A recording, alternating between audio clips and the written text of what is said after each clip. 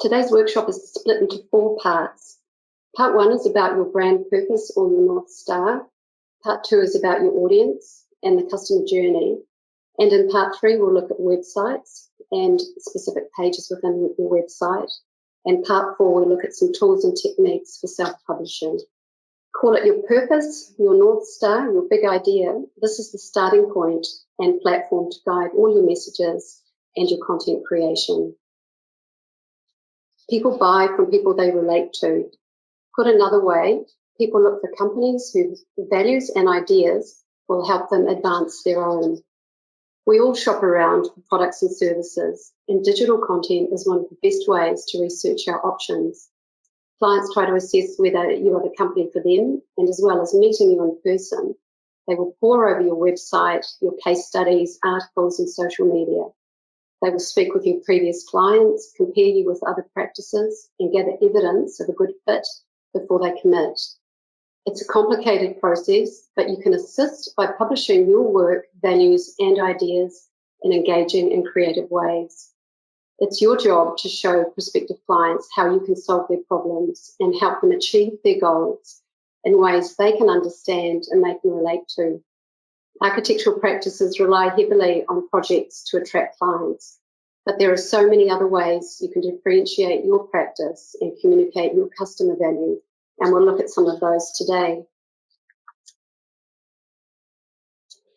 Brand purpose is defined as a higher reason to exist beyond making a profit, and it is at the heart of your business strategy, culture, process, identity, and marketing.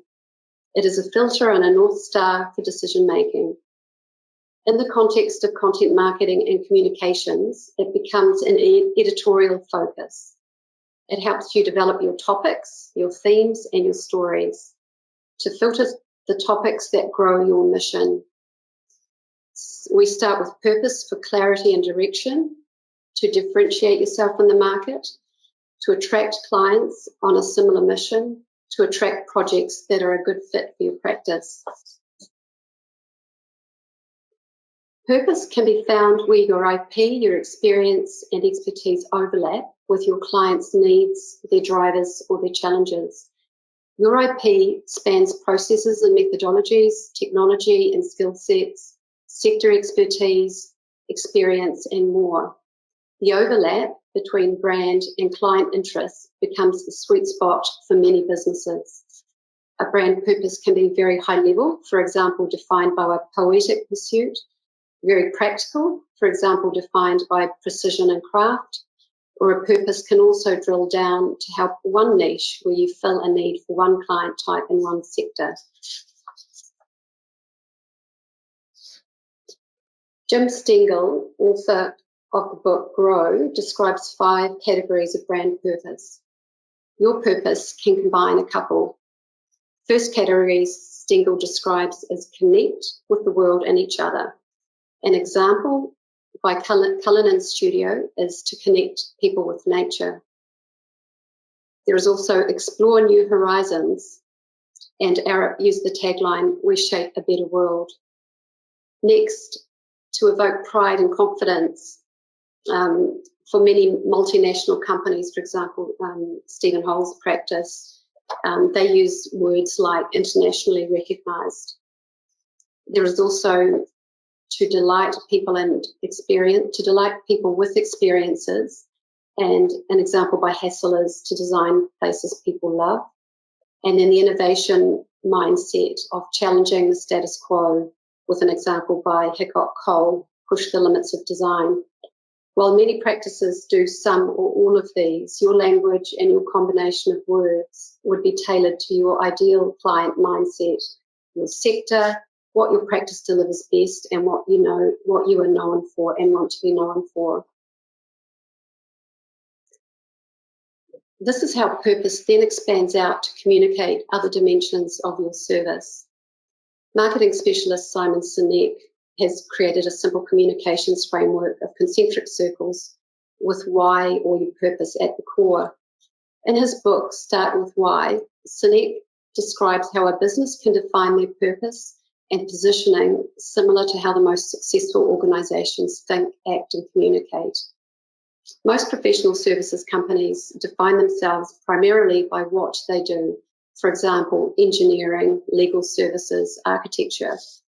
But Sinek explains this doesn't tap into human emotions or inspire the imagination like a well-worded purpose or passion can.